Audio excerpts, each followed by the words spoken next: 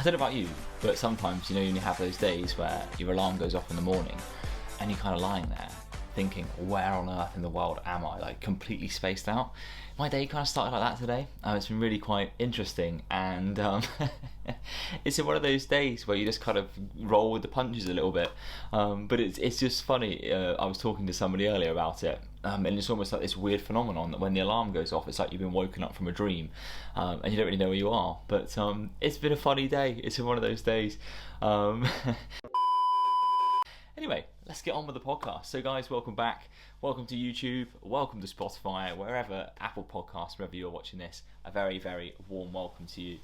So today in the podcast, I'm really going to nail into one thing, and it's not going to be a very long one. So I just want your attention for that short period of time while we talk about this thing. And this thing is how we address ourselves. Okay, so in our client check-ins, what we have is a form. And in that form, it basically says, so obviously we look at nutrition, we look at progress photos, we look at all of that stuff. And one of the most important questions I ever ask one of my clients is, hey, I want you to celebrate 3 things with me that you think you've done really well this week. And it can be nutrition, it can be training, it can be lifestyle, it can be your job, it can be your relationship, it can be anything. But I want us to celebrate these things. I want us to talk about them. I want us to really shout about them from the rooftops. Because else check-ins become, potentially, for some people, quite a kind of rant board. This didn't go well, this didn't go well, I need to fix this, I need to fix that. And of course, as a coach, you are working to problem solve. As a coach, you're working to help your clients and your team members to develop, to grow, to see things differently, maybe work on their mindset, maybe work on their relationship with food, maybe looking at, more black and white things like, hey, training needs to be better, or this and that. And so the reason I put that into the check-in form was because I wanted it to be a celebration of the weeks that have gone by, the work that you've put in, the things that you have done, the positive outcomes that you've created in the work that you have done. And I want you to celebrate that with me. Now, I say this to a lot of my clients, and if you're one of my clients listening to this, this might sound very familiar. But I have said this to a lot of people, and it is, hey look, I love progress. Okay, I love physical progress.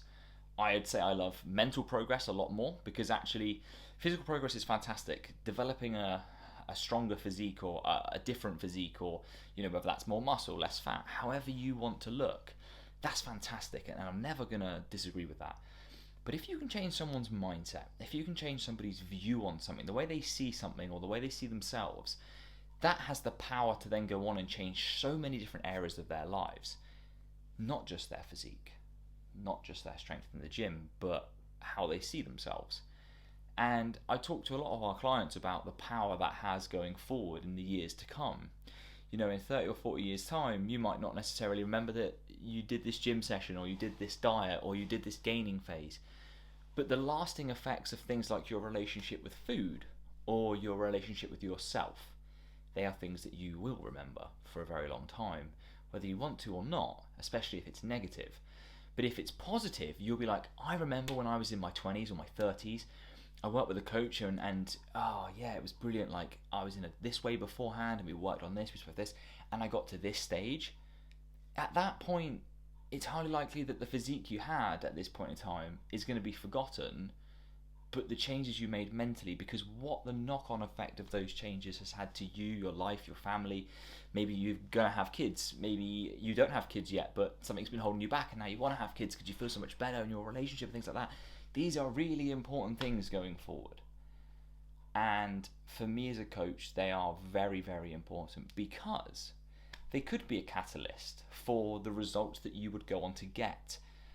They could be a catalyst for the way that you behave outside of the gym in terms of your nutrition, your social occasions, your relationship, which could therefore mean that the physique you're working on comes by so much easier, so much quicker, because you've removed the obstacles that you previously put in front of yourself. That to me is a big thing. Now, what I want to talk to you about was how we talk to ourselves. And you might be thinking, well, hang on a minute, how did this podcast start with that? Yet we're talking about the future and this. Well, it all interlinks. And I did a post on this last night, and it's because it's been in my mind all week, and it's why I wanted to come onto the podcast to share this with you, because I believe it has a lot of value to add to a lot of people, but maybe there's a few individuals, a few of you listening to this that are thinking, this is going to hit me in the feels. Now, inside the check-in, right, I've already told you kind of one of the things we look at, but one of the things I'm really quite hot on is how people talk about themselves. So if you're one of my clients listening to this, you may have had a little bit of a talking to from me at some point about how you talk to yourself. And if you're not one of my clients, what I tend to do is when I go through my check-ins, I'll often read these things out. If I look at something, so before I press record on my audio, I'll look at something and be like, that's not a very nice thing to say. And I will, when I start my recording and I go through the check-in, I'll be like, let me just read something to you a second. I want you to imagine that your friend has just said this to you. How would you feel, right? And often it's like, things like, I've really let myself down this week. I was supposed to plan this. I was supposed to do that. I did none of these things. I feel terrible. I'm an awful person. Blah, blah, blah. Imagine if your best friend turned around to you and said that. You'd be so insulted. You'd be so upset. Because what you'd be thinking is, well, hang on a second. Give me a break. I had this on. I had this. This just wasn't much of a priority for me this week. But for some reason, we can't always see that rational side for ourselves. We can't always see that. And I truly believe that's quite damaging. I believe that being unable to rationalize situations, remember that we're not professional bodybuilders, professional athletes, Olympians, anything like that.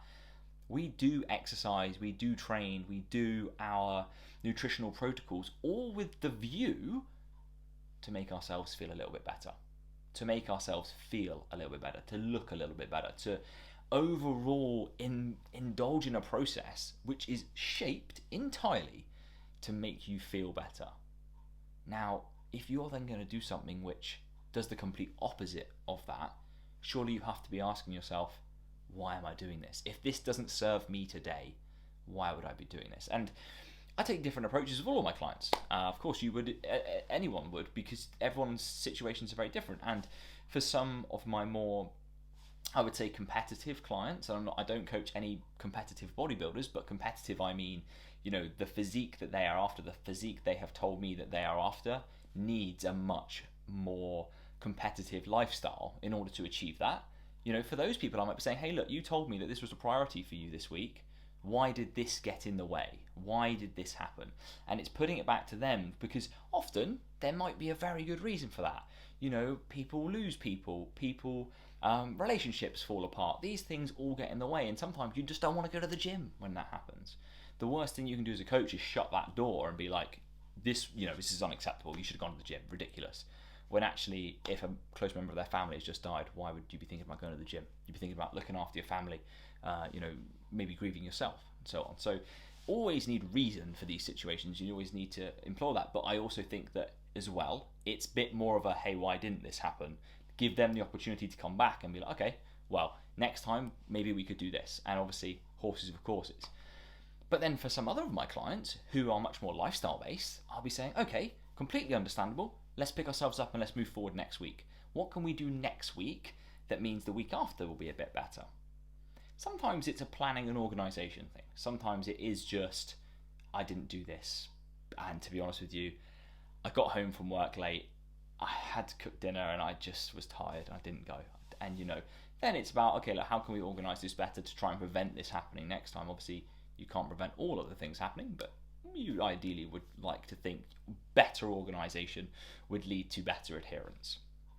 So all of these things, it's important that, we're not letting ourselves get away with things. I'm not saying, hey, if you have set a goal and you have told me as your coach or whoever is your coach, that is your aim, and these are the levels of accountability you want to be held to, you damn well do those things, because that's what you've said, that's what you've signed up to.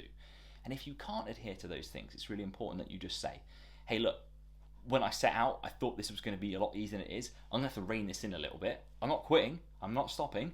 I just need to just rein it in a bit, maybe go down to 4 sessions from 5, and I need to just be able to build up some consistency, some adherence, and feel, so much more confident about this, because at the moment, I'm dropping the ball in a lot of different places.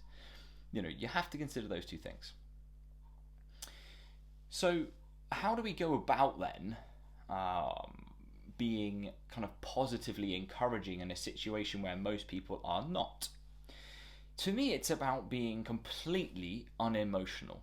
And by being unemotional, it means when you write this sentence or when you speak out loud, you're not using any emotional terms, any insulting terms, any terms which would relate to anything except for the physical process.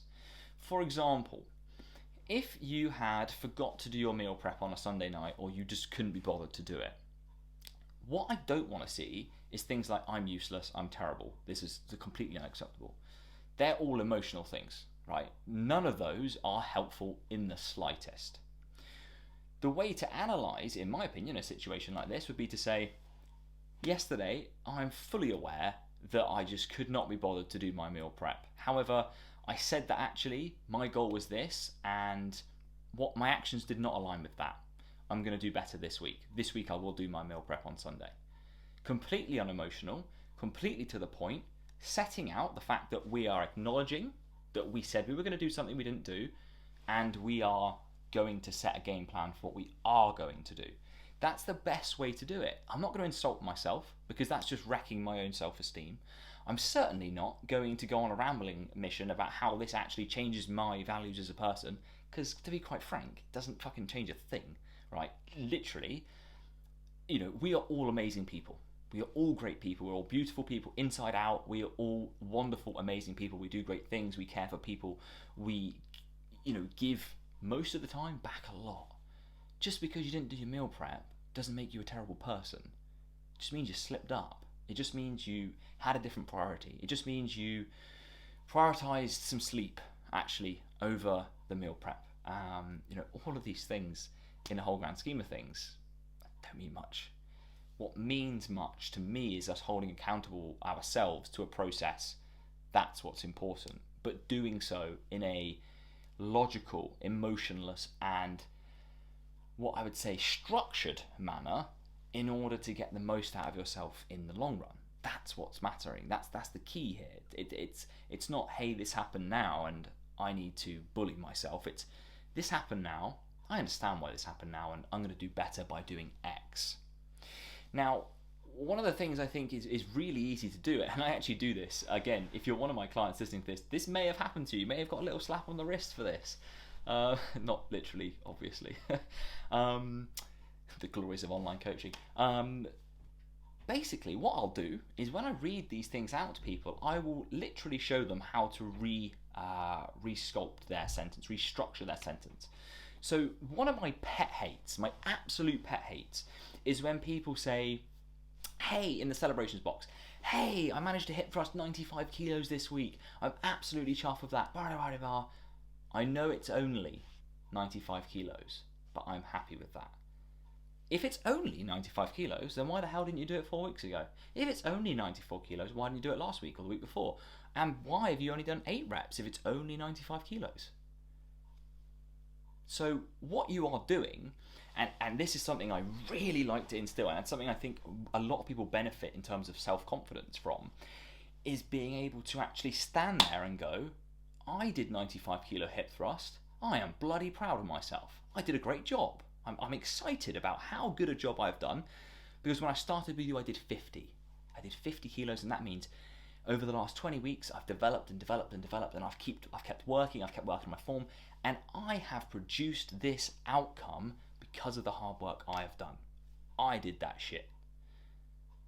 Now you completely demean that by going only 95 kilos, or it took me like 40 weeks, it took me ages to get here.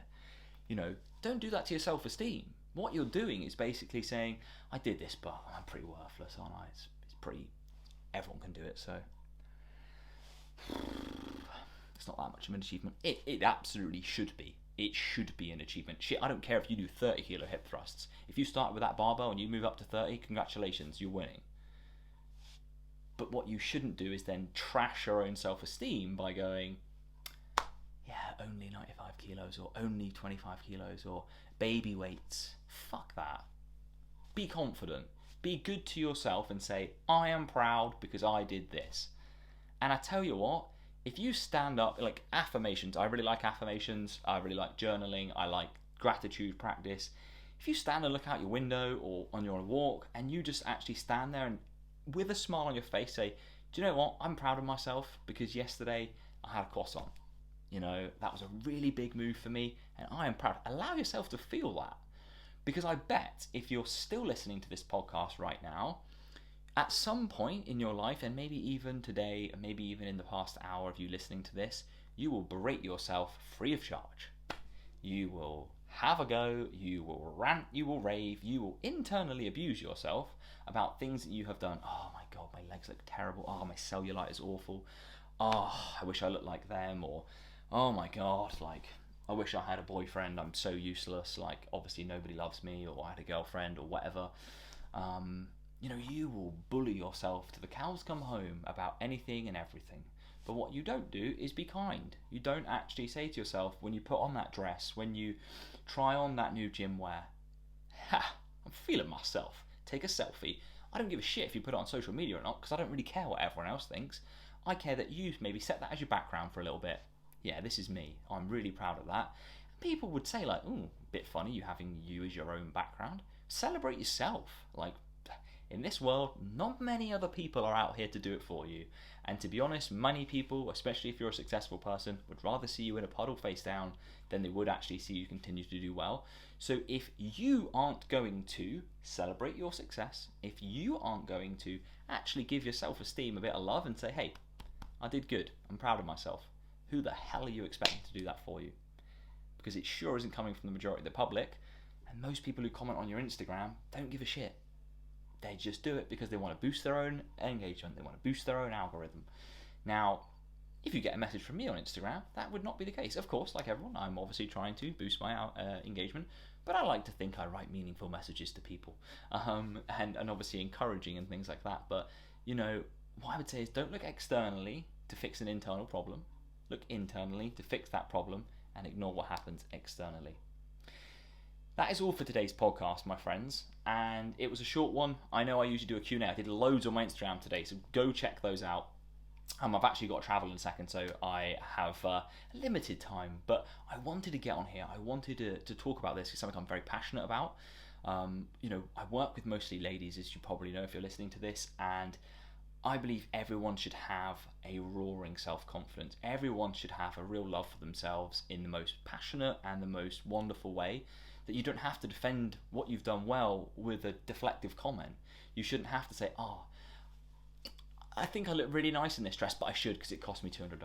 Who gives a shit how much it cost you? You look good because you worked hard on your mindset towards how you look. One person might think you don't look very well, but to another, that's a golden physique, and it's all about how we perceive ourselves and do those things.